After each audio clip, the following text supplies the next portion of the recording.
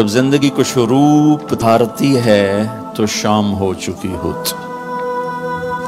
جب انسان کچھ لینے کی سٹیج پر آتا ہے کہ اب میں سیٹل ہو گیا ہوں تو زندگی اب سیٹ ہو چکی ہوتی ہے. چند صبحیں باقی ہوتی ہیں، چند شامیں باقی ہوتی.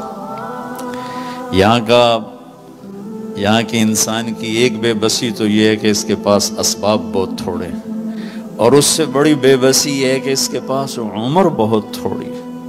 60-70 سال میں کیا کچھ کرو گے؟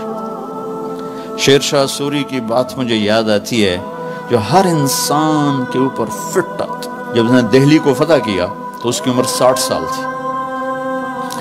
تو اس نے ایک آہ بھری اور کہا، ہائے افسوس، میرے اوپر حکومت کا سورج اس وقت چمکا ہے جب میری اپنی زندگی کا سورج ڈوبنے والا ہے. 66 سال کی عمر میں موت آ گئی کالنجر کی فتح میں. یہ اس وقت ساری دنیا کے انسانوں کی بے بسی ہے. میں اب سیٹل ہو گیا ہوں. وہ نیچے سے اللہ تعالیٰ پھٹا کھینچ لیتا ہے. یہ پوری دنیا کے انسانوں کی ٹریجڈی ہے. چلو ایک بچہ سونے کا چمچ لے کے پیدا ہوتا ہے اور ساری زندگی کوئی دکھ نہیں دیکھتا، اس کے پاس بھی کتنی عمر ہے؟ 60 سال 70 سال. کیا زندگی ہے؟ لیکن انسان کی فطرت ہے، یہ جنت کے لیے ڈیزائن ہے.